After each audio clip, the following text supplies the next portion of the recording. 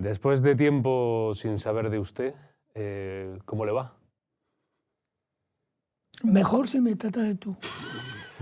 Pero estoy bien, estoy jubilado. Entonces miro más o menos cómo vienen los que ahora vienen y cómo están los que deberían venir ya y todavía no vienen. Y saco mis perros, me llevo a mi mujer a viajar. ¿Has ido a Sicilia? No he tenido el gusto. No pierdas el tiempo, mañana mismo vete a Sicilia. pero ¿a dónde? ¿A Corleone o a...? Bueno, hay un pueblo, me enfadé. Dice, aquí es el pueblo de Don Vito. Yo dije, hombre, será de Federico II en Staufen, coño, no de Don Vito. Pero no, pero es un mundo maravilloso. Es la Berza. ¿Sigues con interés la actualidad política nacional, internacional, o vas pasando un poco de ello, o no? No, pero he de decir que cada vez leo más prensa extranjera y solo episódicamente leo prensa española, cuando me regalan el periódico. Si no me gasto un duro en la prensa escrita española. ¿En radio algo de radio, algo de televisión o...? Poquito. ¿Y cómo anda? Digo, cuando ve la actualidad nacional o internacional, ¿cómo anda? ¿Anda cabreado, asustado, esperanzado, optimista? ¿Va por días, por semanas? Bueno, yo soy de un natural optimista. La verdad, las cosas como son, ¿para qué nos vamos a engañar? Y los enfados se me pasan pronto. Pero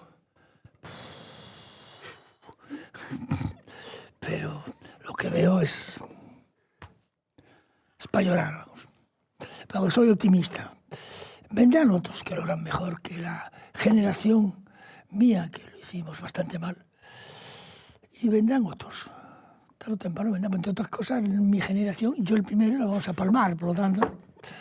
Claro. Bueno, pero esperamos que dentro de mucho tiempo... Bueno, si nos damos la bata, si nos dedicamos a ser jubilados, de vez en cuando contestar a preguntas de este tipo y poco más, pues bien. Si nos pusiéramos pesados, entonces habría que pegarnos un escobazo. Claro, porque no estamos para dar consejos. El arquetipo de la persona que en estos momentos ganaría muchísimo estando callado, dos callados, son uno Felipe y otro Aznar. Estarían mucho mejor callados. Déjalo ya, hombre. Si total, en gran parte lo que hay hoy es producto de lo que tú no hiciste, por ejemplo.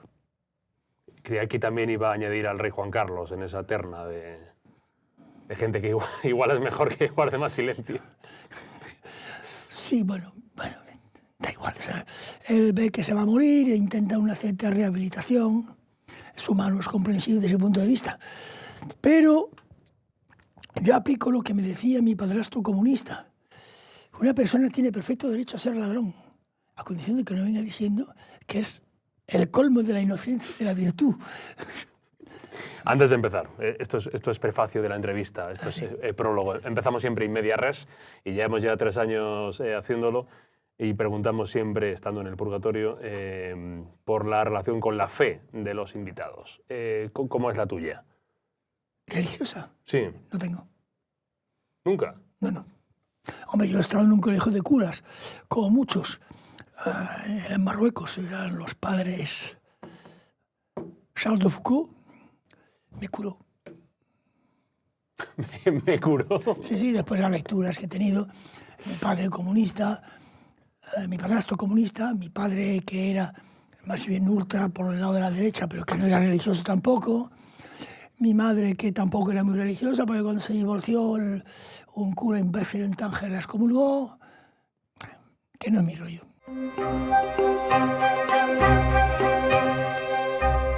Jorge Verstringe, bienvenido al Purgatorio de The Objective. Gracias por venir, gracias por hacer un hueco en tu agenda. ¿Y por qué no le llamáis el objetivo? El Objective. Esto en realidad, a mí me lo contaron, surgió cuando la gente piensa en objetivo, de ser objetivo, no nace ahí. En realidad nace por el objetivo de la cámara. Ya. Porque eso nació como periódico visual o periódico de fotografía, hace ya 12 años. Y después ya pasó a ser periódico más de información y dejó de ser como un Instagram de... ¿Y por qué se llama Objective? por el objetivo de la cámara. Ya. Entonces nació como objetivo de la cámara y ya después se quedó. Pero eso sería objetivo, no objetivo. Ahí ya no me preguntes, yo no estaba en el nacimiento. Bueno, vamos a seguir el mismo. ¿Y qué share tiene esto? ¿Qué share? Pues depende. Ya. Si el invitado dice cosas así muy impactantes, esto lo petamos. Pero claro, ahí ya no depende tampoco ya de... Yo, cosas impactantes, no leta. Jorge Bestringe, no sé si cosas impactantes o no, pero sí ha escrito un libro de memorias que se llama Memorias de un transeúnte, lo ha publicado con El Viejo Topo. Aquí está Jorge, en Bella Imagen. El libro de memorias. A mí siempre me da curiosidad cuando alguien hace un libro de memorias y empieza a revisitar su vida pasada y la ve con los ojos del presente. ¿Qué le sale pensar de su vida? ¿A ti qué te sale pensar de tu vida política, de tu vida en Tánger, de tu doble nacionalidad, de tu actividad de trabajo? Bueno, que me quiten lo bailado. He vivido bien, he vivido mucho, he visto mucho. No lo he pasado muy mal. A veces he pasado hambre, pero eso era cuando yo era muy jovencito. Pues mi padre se arruinó 5 veces, por lo tanto, pues son cosas que ocurren. Y una vez, estando en Rabat, leí una revista que se llamaba Science et Vie, Ciencia y Vida, un artículo que decía que si uno coge el cerebro de una rata, lo liofiliza y luego lo mezcla con agua destilada y se lo inyecta a otra rata, una parte del comportamiento de la primera rata pasa a la segunda. Y a mí, la pena que me da toda esta historia, con todo lo que sé, que el día en que me muera, voló. Entonces intento decir a mis hijos lo que hay que saber. Que a mis hijos llega un momento que oye, padre, déjalo ya, ¿no? Lógicamente. Pero esa es la gran frustración que tengo. O sea, sigo leyendo, leo horas y horas al día. Y yo tengo, digo, Jorgito, ¿y esto para qué? Si te lo vas a llevar a la tumba, no vas a poder compartirlo con tu mujer, que todavía la pobre te aguanta. Los niños ya no están en casa y tal, ¿no? En fin. Si esta entrevista la ve alguien de 20 años y está empezando ahora a interesarse por la política y por los problemas del país y por el debate de ideas y por las ideologías, y de repente se encuentra a Jorge Bestringe. Sé que esto siempre es lo más jodido. ¿Quién es Jorge Bestringe? ¿Cómo le explicarías a un joven de 20 años quién eres y qué has hecho? No. Primero, yo he llegado a tener 310 alumnos en un año. Pobrecitos míos, venían a hacer cola por la mañana delante de la Secretaría de la Facultad para poderse inscribir. Y yo alguna vez les he llevado café con leche en un termo y tal, porque por la mañana muchas veces hacía frío. Por lo tanto, me llevo bien con ellos. ¿Qué les diría? Pues la verdad, lo que he hecho, si sirve de algo. Lo que yo no haría si fueran ellos. Y lo primero que no haría es transigir. Y lo primero que no haría es apencar, aguantar, hocicar. Entre otras cosas porque estamos en un país de que quien no llora no mama. Y quien llora pegando puñetazos encima de la mesa, en general suele mamar más. ¿Ya? Por tanto, que no bajen la guardia, que no se fíen de los viejos. Que el sistema está bastante podrido, que no se dejen mucho comer por el sistema. Que no se fíen de los viejos. Sí, claro, porque los viejos hemos fracasado en este sistema. Es evidente.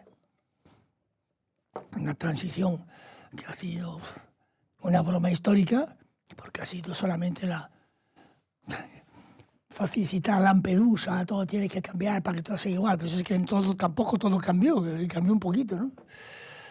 Y la transición la hizo la monarquía. Bueno, la transición lo que hizo sobre todo fue una restauración en beneficio propio, ¿verdad? Para que no nos engañar. Pero la transición no cambió gran cosa. ¿Sabes? El poder financiero siguió encantado, es el mismo. Algunos que venían del franquismo, tipo el alcalde de Marbella o Gil y Gil, todos estos que venían del franquismo, eliminados. Incluso aquel banquero, como se llama, Mario Conde, fuera también. Y el resto ya venían de antes. Bueno, poder político y poder económico no varió. Poder militar varió algo a raíz del 23F, que sirvió para dos cosas. Una, para legitimar un rey que no lo era, legitimar democráticamente. Y otra, para, digamos, empezar a depurar un ejército que tenía mentalidad de ejército colonial africano, ¿no? La Iglesia se adaptó perfectamente con el señor Tarancón, de pronto eran antifranquistas de toda la vida. La policía, bueno, en parte fue limpiada. Y el Poder Judicial, intocable. Me explico, verás. Yo cuando llegué de Francia, pues yo venía a ser filósofo. Bien. Entonces fui a la Facultad de Filosofía y Letras, donde me dijeron, no hay ningún problema, es usted bienvenido, le convalidamos, pitos, flautas. Eso sí, tiene usted latín obligatorio y de segundo árabe o griego. Dije, salí corriendo. Entonces fui a la Facultad de Derecho y hay algo que no me gustó. Por lo que fui a una facultad que estaba en medio, de aquel entonces, la Facultad de Ciencias Políticas, Económicas y Comerciales. Me matriculé allí donde me fui muy bien. ¿Por qué menciono a la Facultad de Derecho? La Facultad de Derecho era Cristo Rey. Directamente, Cristo Rey, punto, no había más. Me acuerdo que había un falangista por ahí que se paseaba, el de Sigfredo Hillers, que pasaba por un peligroso progre. Claro, los demás eran Cristo Rey. Dios, patria, rey y palo. ¿Y qué pasó?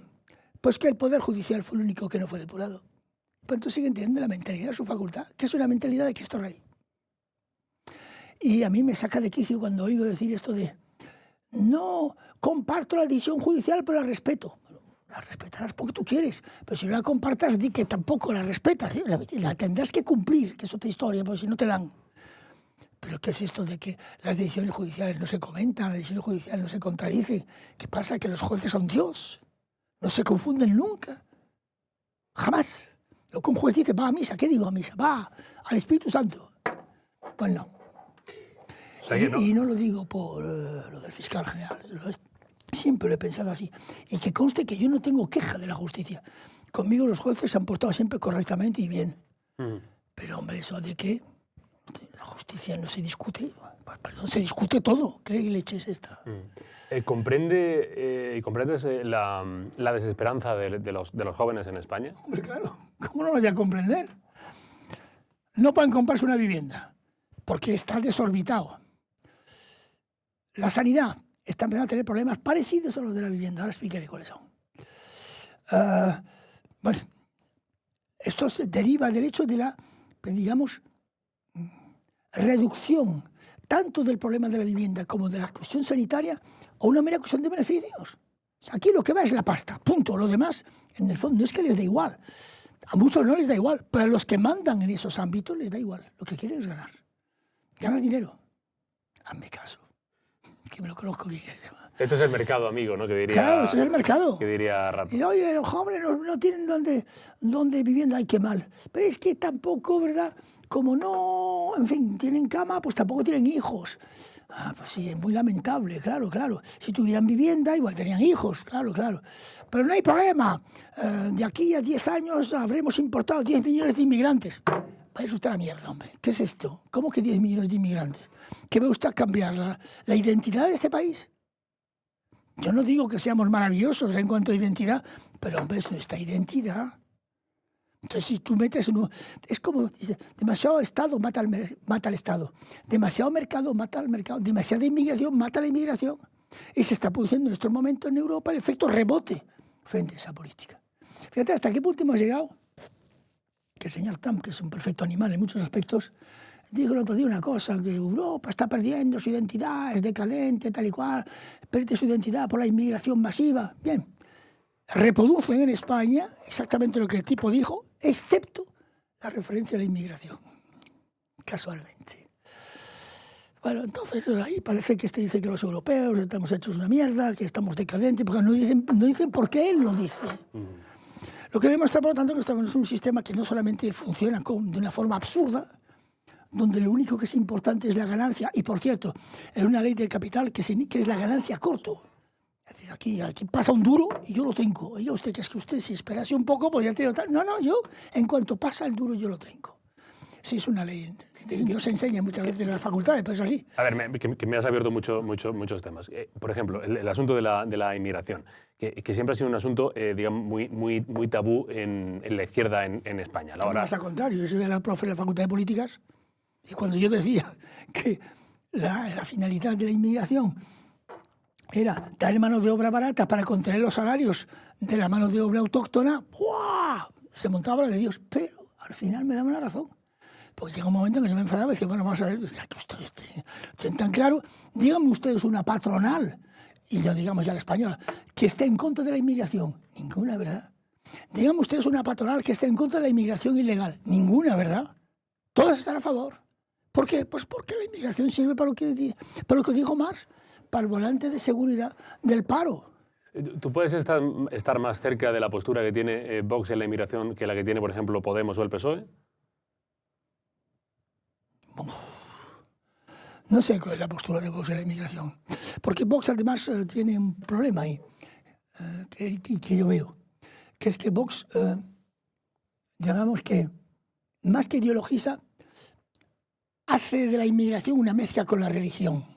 Es decir, yo veo que mucha gente de Vox, no digo sus dirigentes mayores, pero mucha gente de Vox no le parece mal la inmigración sudamericana o latinoamericana, pero le parece mal la inmigración norteafricana. ¿Por qué? Pues porque la inmigración norteafricana son musulmanes. Hombre, un poco de calma, que España ha sido musulmana un montón de siglos y no nos hemos muerto. Punto 1. Punto 2.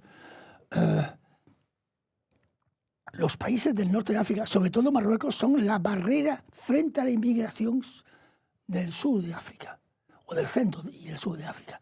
Si nosotros nos metemos con Marruecos y no le ayudamos, va a ser una avalancha lo que va a venir.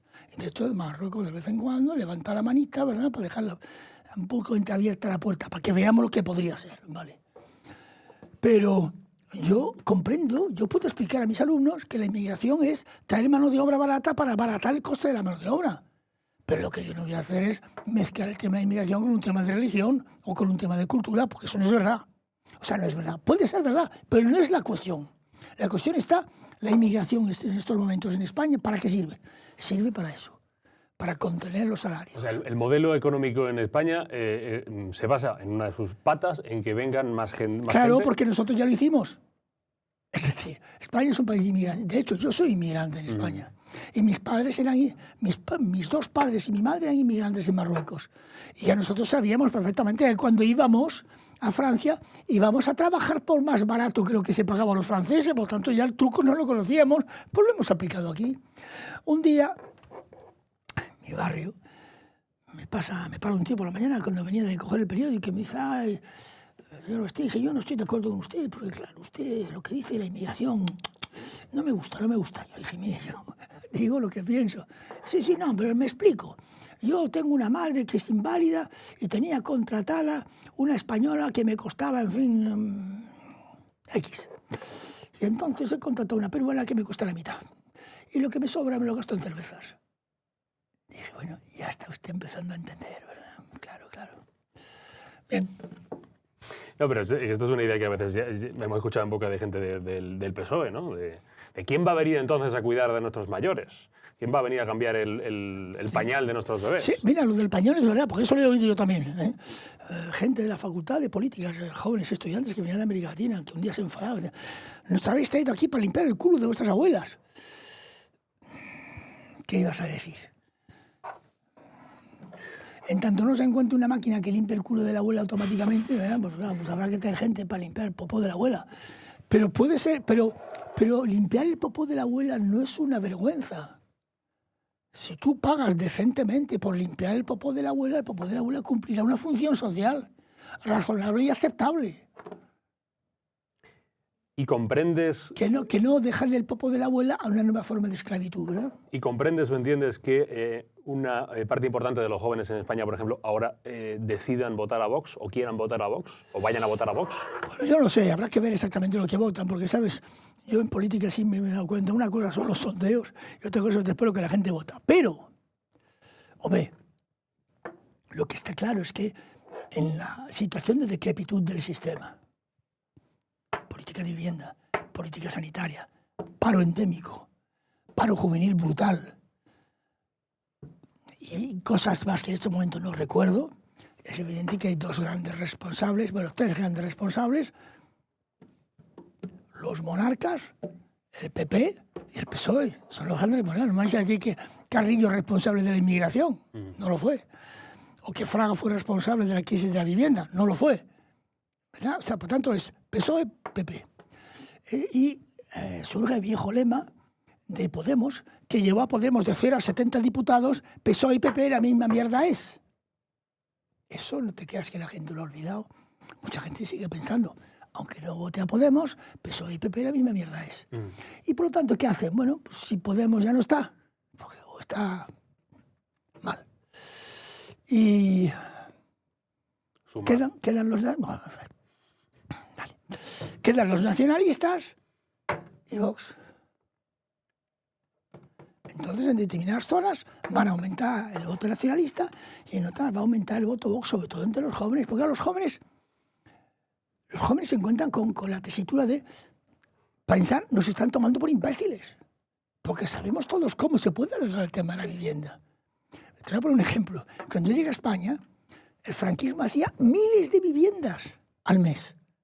¿Qué pasa? Ahora no se puede. No, claro, es que era el INE, el Instituto Nacional de Industria, y eso ya no está. Pues vuelve a usted a inventar, leche. Porque en su época funcionó. Digo, por poner ese ejemplo, pero hay otros ejemplos que se pueden poner, ¿no? O las famosas cajas de ahorros y montes de piedad, que han sido literalmente eliminadas por el capital financiero. O sea, hay cosas que se han hecho en este país. Por ejemplo, las universidades laborales. ¿Por qué se suprimieron las universidades laborales cuando llegó, entre comillas, la democracia? Y los, entre comillas, socialistas no fueron capaces de defenderla. Las universidades laborales eran un buen sistema. Pero hay cantidad de temas así, ¿sabes? Y entonces los jóvenes, yo te puedo decir, mucha gente me dice que están apáticos. Digo, no están apáticos. Miran. Y mientras no vean alternativa que poder aplicar, no hacen. Para eso, papá, dame dinero que voy a sacar a Cuchi este fin de semana. Claro, yo lo entiendo. ¿Qué van a hacer? ¿Ir contra una pared? Porque por ahora ir contra el sistema es ir contra una pared. Contra una pared cuya llave de bóveda es la monarquía. ¿Sí? Muchos alumnos me dicen, bueno, ¿y el rey manda? ¿Usted sabe esto? Digo, sí, pues sí manda, sí. ¿Cómo que manda? Si el rey reina pero no gobierna. Digo, no. Usted es diputado, usted es secretario general de un partido, el que sea. Usted presenta un proyecto de ley al Congreso de los Diputados y de pronto ring, suena el teléfono. Fulanito, soy el rey.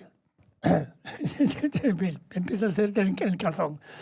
Dígame, majestad. No, mira, verás, este proyecto de ley que presentáis, yo creo que no es el momento. Yo lo volvería a estudiar. Y bueno, consúltelo usted con otras personas importantes, tal o cual responsable económico, tal o cual responsable social. Yo lo aplazaría. Clic, ya está aplazado. ¿Quieres que hablemos de Podemos? Como quieras. Hay cosas en el libro, la última parte del libro de Podemos. ¿Cómo fue conocer a Pablo Iglesias? Porque lo cuentas en el libro, en esa clase que él levanta la manita. Sí, es que yo había leído bastante sobre unos acontecimientos que había habido en Italia, donde un chico había muerto por la represión policial. Y entonces, bueno, hablé hablé del movimiento. ¿Cómo era? Todo por aquí, Black Roth. Sí, algo así. Bien. Black Bloc. Black Bloc, esto es el bloque negro. Y entonces cuenta Restringe en el libro, ¿alguien se ha unido a la manifestación en Italia con el Black Bloc? Le preguntas en el aula. Uno levanta la mano y dices, sí, ¿cómo te llamas? Pablo Iglesias. Yo pensé para mí, yo soy Napoleón, pero no lo dije. Claro, dije, bueno, ya veremos. Y le perdí la pista. Hasta que, durante la guerra de Irak, que fuimos a tomar Prado del Rey y lo tomamos, en serio, llegamos hasta el despacho del pobre director general de Prado, que me dijo, por Dios, no sé qué, esto es ilegal. Yo le dije, usted es un mierda, usted es un mandado. Bueno, fue terrible aquello. Pero al final salió bien. Y entonces ahí estaba Pablo y le dije, ¿tú de dónde sales? Yo no me acordaba. Hombre, soy tu alumno, el que estuvo con el Black Bloc. Empecé a mirar las fichas y la verdad es que era bastante buen alumno. Y entonces simpatizamos, pero yo no le di mucha más importancia, solo que otro profesor de la Facultad de Políticas, que luego también terminó en Podemos, me decía: Jorge, mira, tenemos unas reuniones con los alumnos, deberías venir, es interesante. Y yo con la Facultad de Políticas iba, daba mi clase, contestaba las preguntas, dejaba mi número de teléfono por si alguien quería profundizar o pedir algo, y me iba para mi casa. Y entonces pues hacía lo mismo, ¿no? Y no fui a ninguna reunión. Hasta que un día uno me dijo: oye, mira, que es que va a salir un partido político. Ese profesor era Juan Carlos Monedero. Sí, era Moni, alias Moni, para mí. Y en ese momento me di cuenta de que a mí, cuando yo iba a las manifestaciones, que iba entonces bastante, más bien a oír y a gritar poco, alguna vez a gritar. Pero yo no me gusta gritar, y en las manifestaciones tampoco. Pues había gente que me decía: bueno, Jorge, porque la gente me conocía de la etapa anterior, ¿no? Y me decía: pero esto está muy bien, ¿pero a quién votamos? Y entonces me di cuenta de que, bueno, que había que empezar a hablar en serio de un partido político. Y surgió Podemos, que fue una de las grandes ilusiones. Yo no he visto una ilusión mayor en España nunca. Quizá el día en que se proclamó la República debió pasar algo así. No, de verdad. Pues cuando luego Franco ganó la cruzada, entre comillas, ¿verdad? Lo que había era el silencio de los muertos. Y la única música era la de la sacristía y la de las iglesias. Pero el movimiento que llevó a Podemos se vio la gente espontáneamente, que iba a ello. Y lo más importante de Podemos es que originalmente es transversal. Lo explico, ahí había exfalangistas, gente de extrema derecha, gente de extrema izquierda, comunistas arrepentidos, comunistas por grupos que no se arrepentían, había de todo. Mujeres, hombres, de todo. Jóvenes, viejos. Y arrancó así, como un movimiento populista. A la pregunta de... Como lema, el populismo. Es el poder del pueblo, para el pueblo, por el pueblo. Si no es por, muchas gracias, paso. Porque cuando no es por, siempre ese poder del pueblo se degrada y se transforma en poder de la oligarquía, que es lo que tenemos aquí. A la pregunta de cuándo se jodió Podemos, Verstringen da algunos motivos. Por ejemplo, el caso Carmena, o sea, la elección de Manuela Carmena como candidata al... Claro, por parte de un partido que tenía hasta cierto punto cierto afán revolucionario, la típica señora que venía de la Gos Divino, de la Gos Caviar. Sí, esto de una socialdemócrata de toda la vida, y así se comportó, por cierto. Y después también añade la irrupción de un feminismo radical. Sí. ¿El feminismo radical en Podemos quién es? ¿Irene Montero? Bueno, hay mucha gente. Yo no señalaría... Irene Montero es una líder en la materia, eso es evidente. Pero yo no señalaría a Irene como la causa, eso no es así. Es decir, lo que a mí se me explicó en un momento determinado, que yo me quedé un poco diciendo, uy, es... El futuro político es el feminismo. Y yo no estaba forzosamente en contra de eso, pero sí me alarmó el hecho de que la izquierda en Francia, país que yo conozco bien porque soy medio francés, hoy el Partido Comunista prácticamente está en un 2%. El Partido Socialista, o porque son dos, hay regiones enteras donde ya no queda nada, pero nada, ni una sola permanencia, como dicen en Francia, o sea, local, nada. Y donde lo que avanza es el Frente Nacional, bueno, ahora RN, Reunión Nacional, por decirlo de alguna forma. ¿Por qué?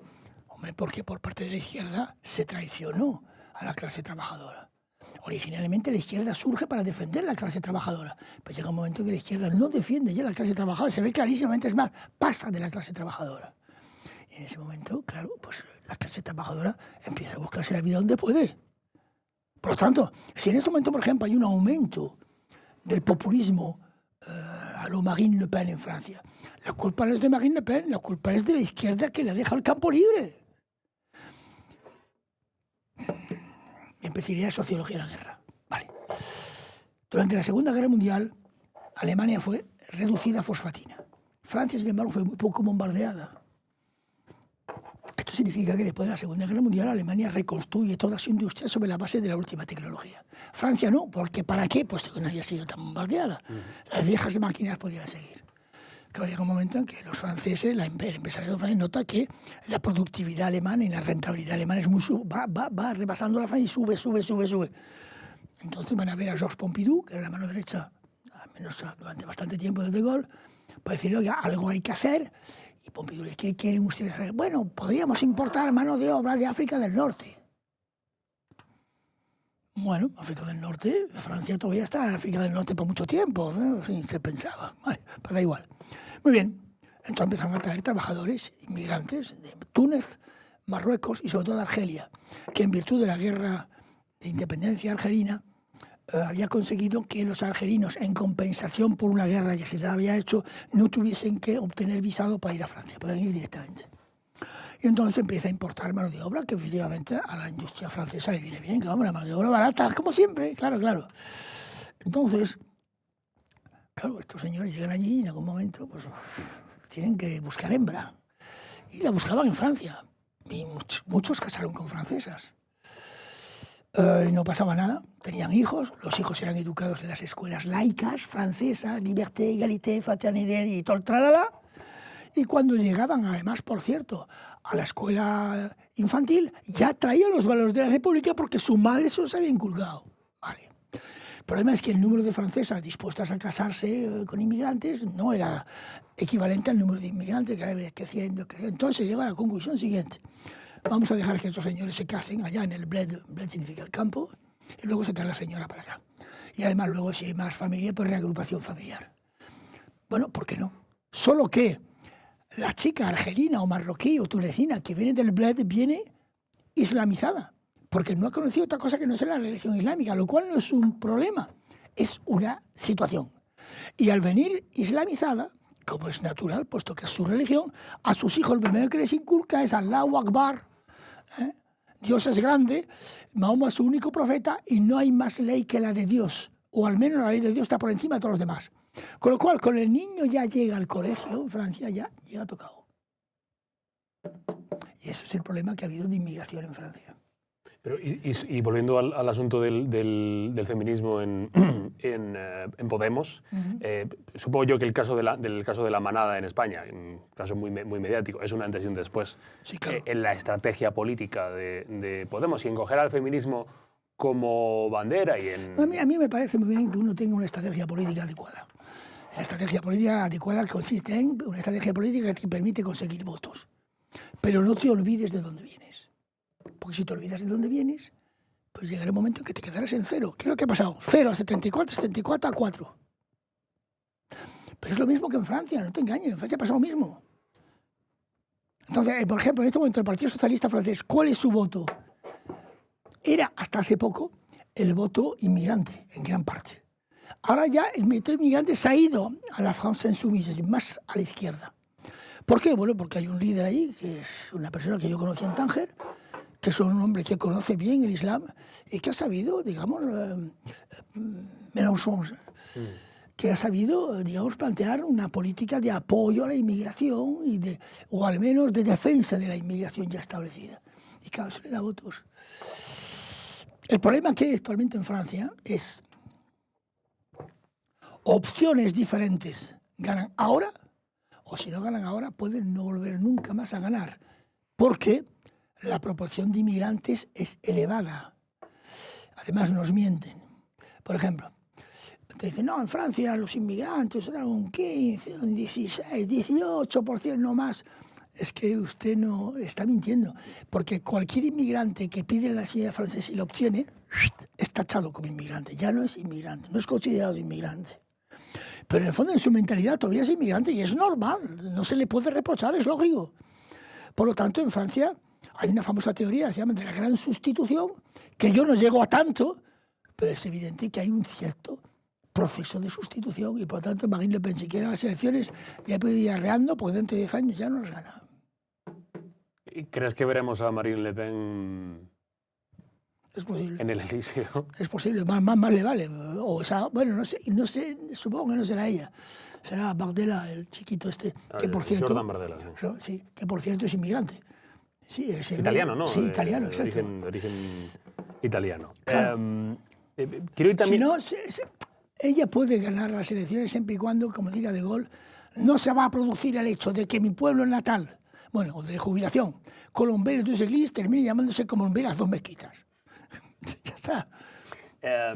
¿Fue un error para Podemos entrar en el gobierno de coalición? No había otra alternativa. No había otra alternativa. De hecho, un amigo mío, militar, que procede de los servicios de inteligencia militar, me llamó y me dijo, mira, Jorge, dile a Pablo que tiene que meterse en el gobierno, pues si no, le van a matar. Dijo, ¿me matar? Me dice, hombre, matar, no físicamente, pero van a acabar con él. Y la única forma de que no acaben con él es que esté en el gobierno para tener una cierta protección. Y en parte por eso Podemos entrar al gobierno, porque es que iban a por Podemos. O sea, la cantidad de mentiras que se dijeron, la cantidad de movimientos por parte de lo que podríamos llamar el Estado profundo, que no es solo en Estados Unidos donde Trump dice el Estado profundo. No, aquí también lo hay, el Estado profundo, ya lo creo que lo hay. El Estado profundo fue a por Pablo Iglesias y a por Podemos, y en gran parte lo logró. Pero digo, una vez dentro del gobierno, ¿no crees que existe la sensación de que Podemos, más que mejorar la vida de la gente, al final ha acabado mejorando la vida de los dirigentes de Podemos? No veo yo a los dirigentes de Podemos tan beneficiados. ¿No crees que Pablo Iglesias se ha enriquecido con la política? No, Pablo Iglesias se ha enriquecido porque Pablo Iglesias, al igual que yo, y al igual que Irene, somos hijos únicos. Ah, la herencia. Claro. Ah, vale. Claro.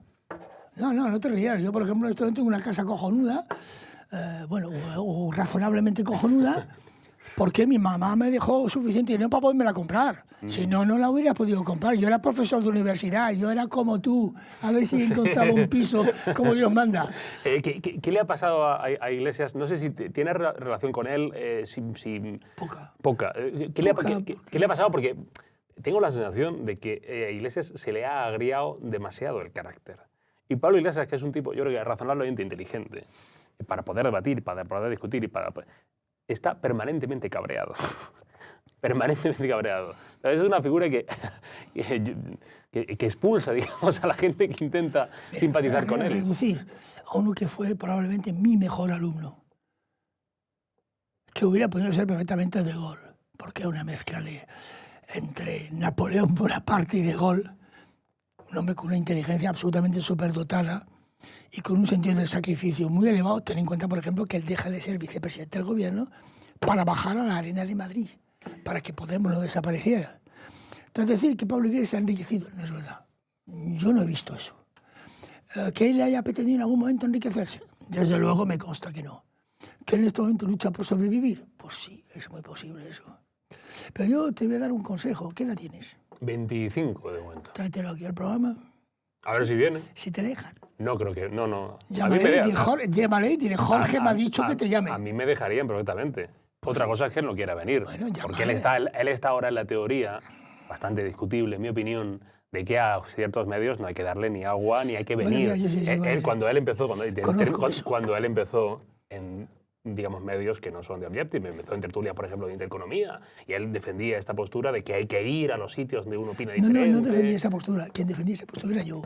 Bueno, vale, porque pero algún día, él la defendía. Un día le llamaron de una televisión de estas así, más bien muy reaccionarias, y él me dijo, yo no voy a ir. Y dije, ¿que no vas a ir? Ahora mismo vas, hombre. Y ahí empieza la carrera de Pablo. En esa televisión, no me acuerdo cuál era. Intereconomía. Algo así.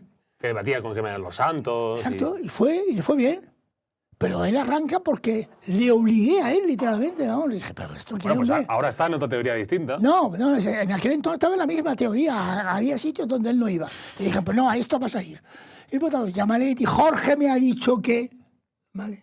Sobre todo porque él tiene la inteligencia más que suficiente para que yo le haga unas preguntas y él responda perfectamente. Lo que le dé la gana. Porque bobo no es, o sea... No es bobo, no. O sea, pero él está en la teoría de... ¿Cómo es? Que no se puede colaborar con ciertos medios porque hay una... Tú dile, Jorge me ha dicho que te llame. Yo lo digo. Vale. Ahora después le llamo por teléfono. Una de las cosas más interesantes de estas memorias de un transeúnte es el asunto de la esquizofrenia, ideológica, vamos a decir. Todavía la tengo, ¿eh? ¿Cómo es ser fascista? Bueno, yo fui fascista cuando era joven, de otras cosas, porque no había otra salida. En África, tú esto no lo has conocido, lógicamente, por tu edad, pero en África del Norte, la única forma que teníamos, los que vivíamos allí, tú ten en cuenta, yo nazco en Marruecos. En Tánger. Yo cada loseta de Tánger, de las calles, las sabía. Luego viví en Rabat. Y Rabat era para mí, bueno, una maravilla, la época más bonita de mi vida. Era mi país. Sí, era mi país. Cuando a mí me dijeron, hay que irse. ¿Cómo que hay que irse? Sí, hay que irse porque esto no es nuestro. De Gaulle lo dice, y tenía razón De Gaulle, no era nuestro, las cosas como son. Pero en ese momento tú no estás de acuerdo con eso. Y no, yo me quedo. ¿Y cómo me quedo? Pues si es necesario, a golpe de plástico, ¿sabes qué es el plástico? El explosivo plástico, ¿no? Vale. De hecho, tuve algún problema en Francia por mi apoyo a la OAS y tal y cual, bueno. Y por lo tanto, en ese momento eres fascista, claro que lo eres, porque pues, si está en mi tierra, yo aquí la defiendo hasta el último tiro. Y punto, ya está. Luego te vas dando cuenta de que no es así. Y que tienen razón. Y he de decir, por cierto, que a mí Marruecos me trató divinamente. Cuando digo Marruecos no me refiero al país, me refiero a su población. Yo he tenido muchos amigos jóvenes marroquíes, muchísimos, que siempre han tenido una atención conmigo, un cariño, una generosidad, que yo no veía en los jóvenes franceses o españoles que vivían en Marruecos para con los marroquíes, ¿no? Pero de los marroquíes para con ellos sí. Bueno, entonces, claro, en ese momento eres fascista. Punto. Llegas a Francia y empiezas a rodear todo con los círculos fascistas, pero ya ahí había un problema. El problema se llamaba René Mazel. René Mazel era mi padrastro. Y yo me acuerdo que un día me dijo, oh, hijo, ¿tú lees? Digo, sí, lo que puedo. Muy bien. Toma dinero. Bueno, yo ya te daré libros, tú cómprate una ropa. Fui a comprarme una ropa y no me compré una ropa, me compré Mein Kampf, Fascistas y nazis de hoy, de Denis Eisenberg, los 2 primeros tomos de Historia del Ejército Alemán de Jacques Benoît Méchain. Y cuando llegaba me dice, ¿qué te has comprado? Digo, esto. El tío, que era un tío cojonudo, dijo, bueno, ya corregirás. Léetelo en todo caso, ya que lo has pagado. Y entonces ya desde el principio me encontré con la influencia de mi padre biológico, que evidentemente para el cual pues, la derrota de Alemania en 1945 era una tragedia, con el impacto de la guerra de Argelia, que yo me acuerdo que por la noche escuchábamos La Voz de Occidente en Radio Lisboa. Vale, esta noche escuchaba bien. Y René Mazel, que había sido expulsado de Francia en 1947, cuando el supuesto golpe de Praga, y que era comunista perdido, y que era el que me había dado el dinero para ropa y que me había gastado en libros. Y por tanto, ya cuando yo llego a Francia, ya llego con la dicotomía.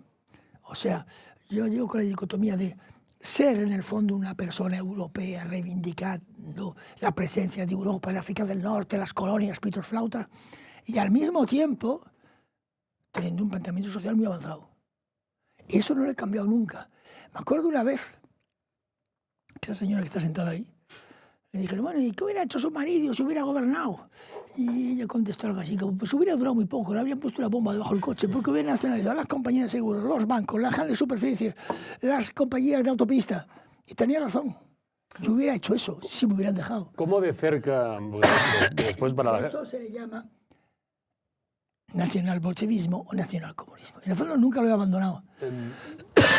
Todo el mundo sabe, o la mayoría sabrán, que Jorge Bestringe después tuvo el paso en Alianza Popular, que fue secretario general del Partido, del Partido Popular, de Alianza Popular en este caso, con Manuel Fraga Iribarne de Manda Más, un personajón de la política, personajón en carácter incluso. Mira, hay que matizar una cosa que es importante. Sí. Cuando De Gaulle se jubila, por segunda vez, ya de la definitiva, la primera visita que hace fuera de Francia fue a ver a Franco. La gente dirá, ¿y por qué fue a ver a Franco? Bueno, porque en el fondo, entre el franquismo y el gaullismo, la única diferencia real que había era, primero, que Francia era un país mucho más rico que España y por tanto con más posibilidades de realización.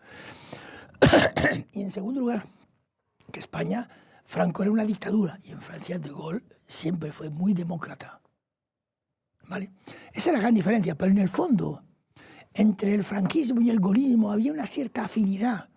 La afinidad de estos grupos políticos que durante la entreguerra, primera, segunda, y después de la Segunda Guerra Mundial, intentaron, como dicen en Francia, compaginar la cabra y la comida de la cabra. Es decir, había que hacer una política social avanzada para que el proletariado no se volviera marxista y no hubiese un riesgo de revolución. Claro, y había habido mayo del 68, claro, y hubo la revolución de los claveles, claro.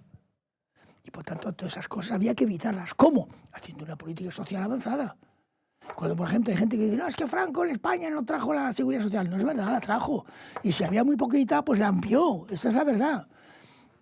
Y está muy bien que lo hiciera, por ejemplo, ¿no? O sea, que tampoco hay que ponerse en plan de memoria histórica, no sé si. A mí la memoria histórica me parece bien, me parece correcto, porque hay un montón de gente todavía que está en las cunetas o debajo de olivos en Jaén, ¿verdad? Ahí, cavaban un agujero, metían el muerto y el olivo encima, ¿vale? Pero relativicemos un poco. El otro día, por ejemplo, he visto que estaban intentando ilegalizar la fundación... ¿Francisco Franco? No, la de Francisco Franco me parece muy bien. ¿Por qué no? Pero la de Ramón Serrano Suñer parece una memez. Es como si en un momento en España o en Madrid dicen, bueno, y esta calle se ha caído de la División Azul, ya se va a llamar, yo qué sé, está. Vamos a ver, un montón de gente fue a Rusia porque era la forma para ellos de poder sacar a su gente de los campos de concentración franquistas. Y para todos los chicos iban a Rusia a morir para que su papá pudiera ocuparse de sus demás hermanos saliendo del campo de concentración, a cambio de que él se había afiliado a la División Azul. Entonces, el mundo es complejo. Decía... Perdón. No, nada, haces bien. Es tu entrevista, no la mía. Decía, llegaste entonces a Alianza Popular, el secretario general del partido. ¿Cómo de cerca, cuánto de cerca estuviste de ser candidato a la presidencia del gobierno de España? ¿Hubo posibilidades muy reales? Yo creo que no. Yo siempre tuve claro que el hijo de un dictador nunca es rey. Es decir, yo era, en el fondo, hijo político de Manuel Fraga, las cosas como son, bueno, y de más gente, ¿no? Puesto que yo venía con el nacionalbolchevismo a cuesta, pero con mucho disimulo. Sabe que Fraga me detectó, ¿eh? Sabía perfectamente lo que yo pensaba en la materia, pero no, nunca me dio la tabarra ni por el tema del aborto, ni por el tema del divorcio, ni por mi preocupación social altamente sospechosa cuando se pasaba de ciertos límites, ¿no? No, Fraga era un personaje muy especial, tenía sus cosas. Yo le dije, ¿cómo era Franco? Un personaje excepcional, yo me dije, madre mía. Para mí Franco, que era una especie de enano asesino con una mentalidad de sargento cuartelero de guerra colonial. Vamos, Franco es fascista. Ojalá Franco hubiera sido fascista, al menos hubiera pensado. Mientras que solo pensaba en él, y eso no es ser fascista. ¿Me explico? Vale. ¿Qué más? No, lo decía, lo de la cercanía, ser posible candidato a la presidencia del gobierno. No, bueno, entonces no, yo sabía que no. Yo sabía que mientras Fraga estuviera, a mí no me iban a matar. Que en el momento en que Fraga no estuviera, me iba a matarme directamente. ¿Cómo es me refiero a matarme políticamente. Sí, ¿cómo es el funcionamiento de los partidos por dentro? ¿Qué aprendiste o qué desaprendiste o qué no te gustó nada? En aquella época donde los partidos políticos, digamos, estaban empezando a formarse, a gestarse... Hombre, en los partidos políticos había una parte de gente que se lo creía.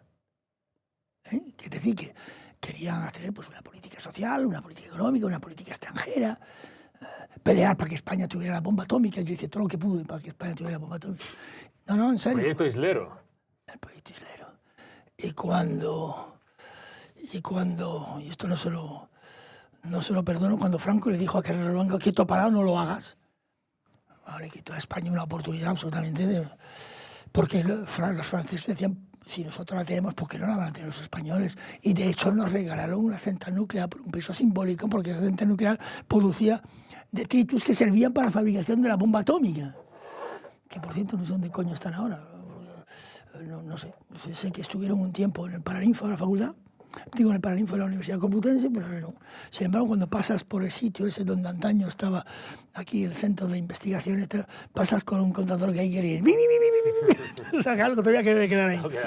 Sí, pero vamos, eso son cosas que no tiene perdón, ¿no? Entonces, cuando él me dice, Franco era un ser excepcional, no, pues no era un ser excepcional, pero reconozco que era un personaje muy leído, que era un personaje que sabía ser generoso, muy generoso, que era un personaje que al mismo tiempo se encontraba en una reunión con un notario, un embajador, un generalote, una condesa, y perdía el popó, porque bueno, estaba acostumbrado a hacer, como dicen Marcos, los salamalek, es decir, qué grande es usted, qué tal.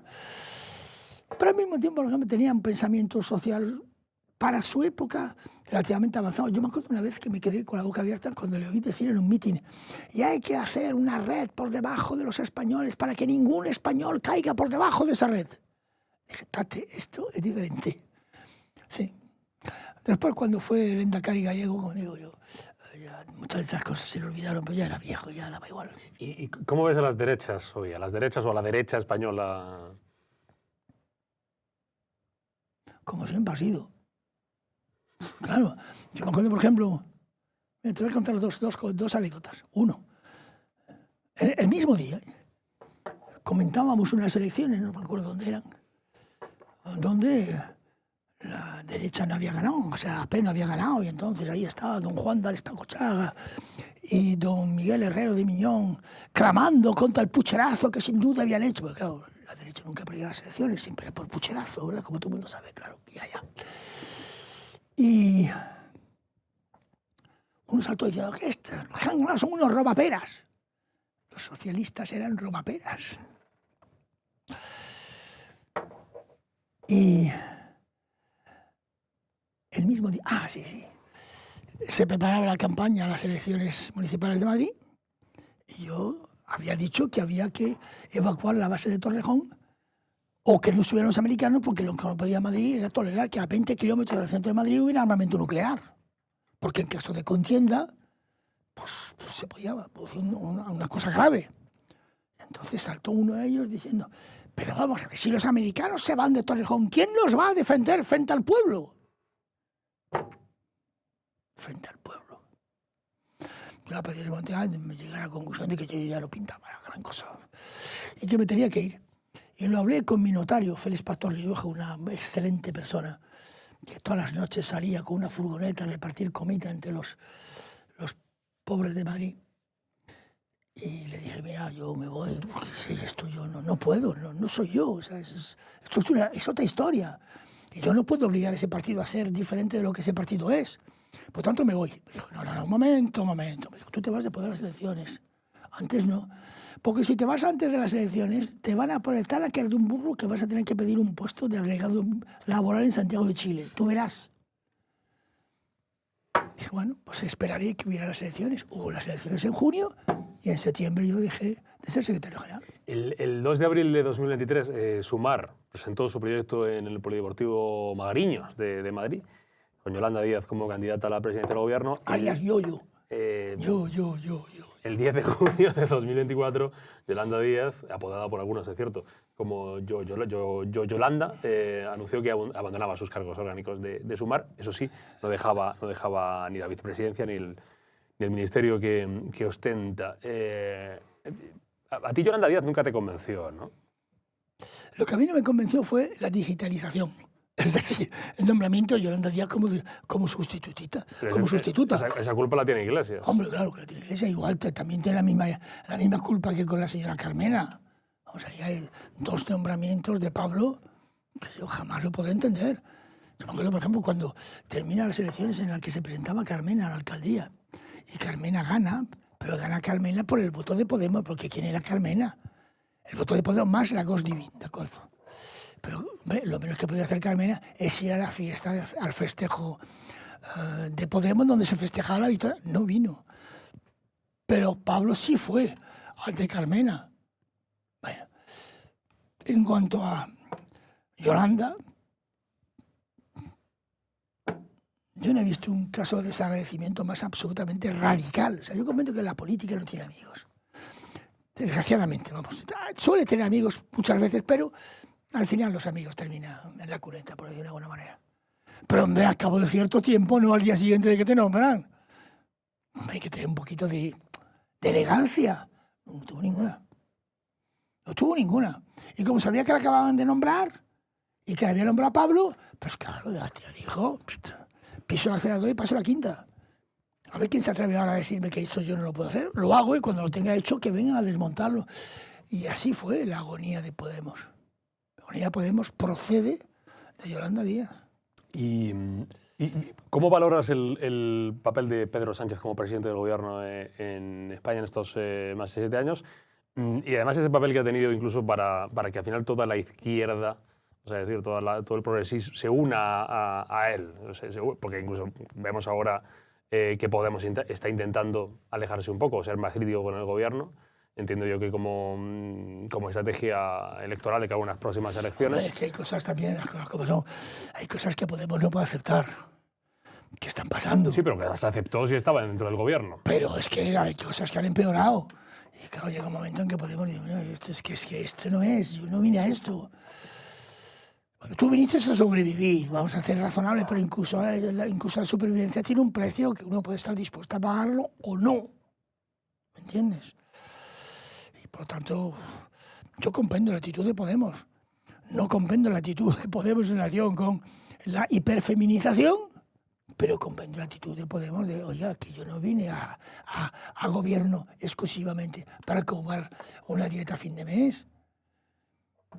¿Qué papel crees que ha tenido Pedro Sánchez en el gobierno de España? ¿Cómo valoras su presidencia? Bueno, de la misma forma que Felipe González empezó bastante bien y terminó fatal, y ahora ya lo digamos, pues podemos decir lo mismo de Pedro Sánchez. Empezó muy bien y se encontró con la oligarquía del partido.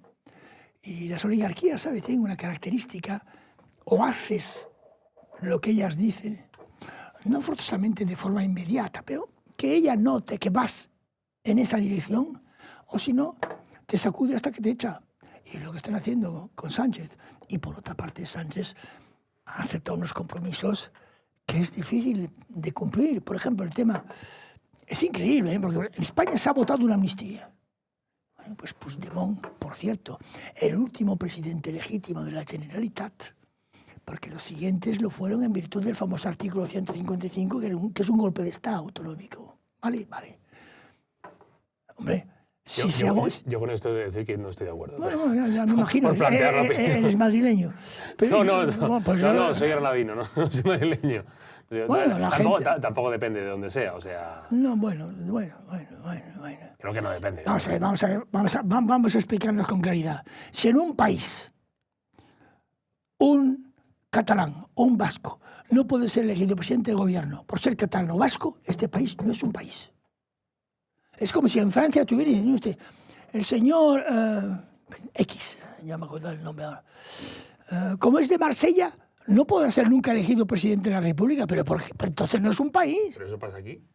¿Aquí en España? Sí. Hombre, no, claro. Como que aquí van a votar por un catalán o por un vasco para ser presidente del gobierno. Ahí estuvo Albert Rivera y estuvo Sí, cerquita. sí, no, bueno, pues Albert Rivera, bueno... No llegó al final, no llegó. No, claro, no llegó, ni iba a llegar. Pero Albert Rivera era un tránsfugo del catalanismo, es razonable. Pero digo, una persona que se la vea sinceramente catalanista, ¿cómo no va a poder ser presidente de gobierno en este país? Si le votan, sí. Si le votan, sí, pero es que no le votan. Ah, bueno, pues No, y además... Pues ya me gustaría a mí tener un presidente granadino, pero no lo hay, Jorge, no pasa nada. Amigo. Pero entonces, ¿qué va usted a hacer? Lo que me decía Alfonso Guerra sobre Miguel Roca. Jorgito, tú no te preocupes, aunque este se presente, no va a salir. Porque mira, todos los discursos de él en la tele, subtitulado. ¿No te das cuenta? Este país, pues claro, mientras eso no se resuelva, este país no es un país, es un país que está... El primer libro que a mí me regalaron, que me lo regaló un falangista, Goñi, que era un personaje excelente, muy buena persona. Me lo presentó mi padrastro comunista y me dijo, mira, tú escucha lo que este tío dice, que aunque es falangista es cojonudo. Y me regaló un libro, me dijo, mira, Jorge, léete, bueno, varios. Aquí, Stackelberg sobre economía, Schneider sobre economía, Samuelson sobre economía, pero sobre España, este libro, España como problema, que era de... Búscalo. Lo busco para sacarlo. Este es el problema de los autores. De Pedro Laín entra algo. Pedro Laín entra, España como problema. Y claro, me leía el libro, que era un taco así, y comprendí que España era muy complicada. Porque Francia había sido igualmente complicada, pero Francia había tenido el valor de tener una guerra civil, y la famosa guerra de Vendée, con 300.000 muertos a finales del siglo XVIII. Y claro, a raíz de los 300.000 muertos, pues la República se implantó y pudo aguantar, y se uniformizó, o se coordinaron todas las lenguas vernáculas, fueron sustituidas por el francés, la justicia administrativa, o sea, todos esos particularismos que en España siguieron mucho tiempo más que en Francia fueron eliminados. Aquí no. Te lo pregunto de otro modo, para hablar y por no entrar en debate sobre Pedro Sánchez. ¿Crees que sea, por ejemplo, personajes y personas, como Pablo Iglesias, minusvaloró la inteligencia política de Pedro Sánchez? No creo. No creo. Pedro Sánchez es un personaje muy inteligente, pues se ha comprometido en cosas que no puede cumplir. No puede cumplir porque el país no da para cumplirlas, las cosas como son. Yo no estoy diciendo que él sea la leche y el país no. El país es como es y hay que tomar el país como países. Pero esto es una estrategia que ha venido haciendo, de firmar cosas que sabe que después a lo mejor no se van a cumplir, no sé. O lo intentó y no las pudo cumplir. Por ejemplo, el tema de la amnistía. Yo estoy seguro que en relación con el tema de la amnistía, a él le gustaría que Puigdemont fuera amnistiado. Y Puigdemont como no es amnistía porque tienes una serie de jueces que dicen que no. Pues ¿usted quién es? Si esto se ha votado en el Congreso de los Diputados. ¿Qué pasa? Que es que un juez puede decir, no, es que el Estado de Derecho dice que la Constitución se cambia, hombre, por voluntad popular. ¿Pero qué es esto? ¿Cómo se llama este juez, hombre, que es de Lérida? Lérida. Sí, o de Gerona, no me acuerdo. Bueno, que ha hecho lo imposible con tal de que no se concediera la amnistía a Puigdemont.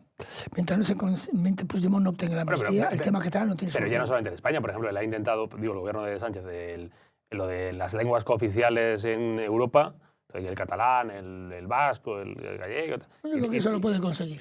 De momento no lo ha conseguido tampoco. No, pero bueno, de momento no. Vamos a ir pero eso lo puede conseguir. Vamos a ir cerrando. Pero lo de la amnistía... Mira, que yo conozco a Puigdemont. Puigdemont es una excelente persona, para mi gusto. No le conozco mucho, pero lo que yo conocí de él me gustó. Y dice, no, usted es que salió... ¿Cómo le llamaron? El tránsfuga. No, el fugado. ¿Qué quiere usted? Que se quedara aquí, si yo se lo dije. ¿Por qué te fuiste? Y me dijo, porque corría peligro mi vida. Digo, ¿cómo que peligro mi vida? Dice, tú no sabes en España, como en otros países, que uno se resbala en el jabón por la mañana en la bañera y la ha palmado. Y recordé que efectivamente en Francia, el legal francés, que se llama la Barbouze, se llevó por delante cantidad de gente del Frente de Liberación Nacional Algerino mediante la pastilla de jabón o el coche que se sale de la carretera. Bueno, aquí ha habido gente en la cárcel y han salido de la cárcel. Sí, también ha habido otros que estaban refugiados en otros países, como Cubillo, por ejemplo, el canario, y le pusieron un bombazo que lo dejaron casi tieso, ¿verdad? Sí, pero que no somos Rusia, me refiero, que no... ¿Rusia? ¿Qué pasa con Rusia? Que no vamos, el gobierno no elimina disidentes fuera de... Bueno, yo eso tampoco me lo creo mucho de los rusos.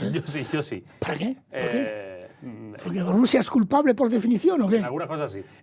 No entramos en debate, Jorge. Tengo un test final para ir cerrando, claro. antes de despedirte, de decirte adiós. ¿Un lugar en el mundo que te guste? Pues vengo de Sicilia, me quedo encantado. Ah, pues mira, Sicilia. ¿Tienes palabrota o insulto más usado? No, más usado. Tampoco uso mucho, sí. ¿Un político que te guste? Que te guste actualmente, me refiero. Político que me guste actualmente. Uno o una, ya como tú veas. Oh, es que es difícil. Es difícil. Mira que yo tengo el espectro internacional. Bueno, pues en el espectro internacional. Políticos que han muerto, sí. Ah, pues dime uno que haya muerto. Hassan II, que mantuvo la unidad de Marruecos cuando todos los países europeos estaban mangoneando a ver si lo volvían a partir, como pasó a principios del siglo XX. ¿Una película que siempre recomiendes? El hundimiento. ¿Un libro para regalar? Uf, ahí hay muchísimos. Pero a mi mujer le he regalado, para estas Navidades, todavía no lo he abierto. Cuando lo abra se va a desmayar. Pues, dos tacos así. Una novela Le Thibaut, francesa, traducida al español, porque ella no habla mucho francés, que es la historia de una familia a raíz de Napoleón III, luego la Primera Guerra Mundial, luego la Segunda Guerra Mundial, luego la Guerra de Argelia. Es una novela muy bonita. Yo la leí cuando tenía 20 años y me encantó. Y pensé, esto se lo tengo que conseguir a merced, pero como estaba en francés, hasta que no lo han traducido hace un año, no se lo he podido regalar. ¿Un hecho histórico que te hubiera gustado presenciar? Del pasado, claro. ¿De qué época de mi vida? Cuando yo era un joven fascista, me hubiera encantado presenciar el desembarco en Normandía para matar a muchos anglosajones allí. Claro, Después... Este es el clip después que se hace viral en redes. Sí, ¿verdad? Después me hubiera encantado un atentado que me hubiera llevado de gol por delante y mira que me hubiera arrepentido 10 años después.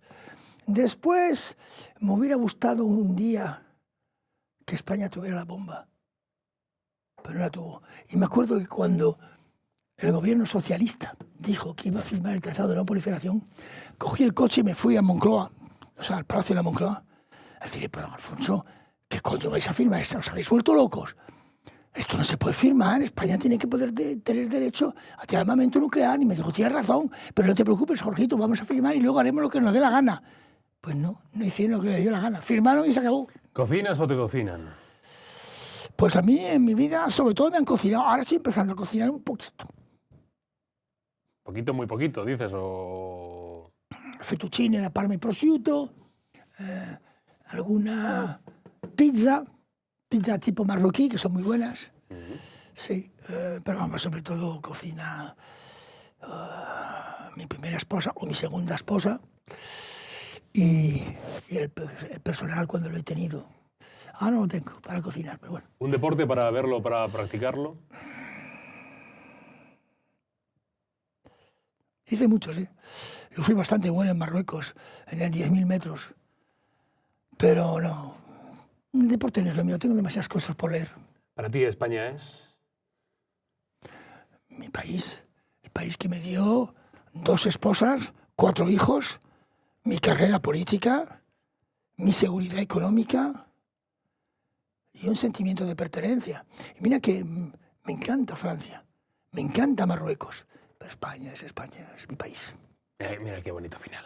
No, coño, que es verdad. Qué bonito final. Jorge, pues ahí no, coño, que es verdad, lo puedes añadir. Jorge Verstringe tiene un nuevo libro, se llama Memorias de un transeúnte. Claro. Dice en el prólogo, de un transeúnte, no de un paseante, porque transeúnte pues, se ha metido en muchos fregados. Ha vivido. Toda mi vida intenté encontrar la gente que hubiera hecho de este país un país diferente. Intento de que este país es cojonudo y por lo tanto diferente en algunas cosas, en otras no. Jorge, gracias por venir. A ti por llamarme. Un placer. Gracias, querido. Y antes de acabar, una noticia. Hasta aquí llegó mi etapa en el purgatorio de The Objective. Ha sido una decisión personal. Gracias a todos los seguidores de este podcast, gracias a los más de 150 invitados que han acudido aquí a charlar conmigo y gracias al director del periódico, Álvaro Nieto, por su confianza. Gracias a la redacción del periódico porque su brillante trabajo ha enriquecido el mío. Y gracias a los compañeros de vídeo. Ellos no se ven, pero son una parte fundamental para que esto saliera adelante y así de bonito durante 3 años de manera ininterrumpida. El purgatorio va a continuar después de las fiestas navideñas, con otro presentador, pero con la misma filosofía. Cuídense. Hasta siempre.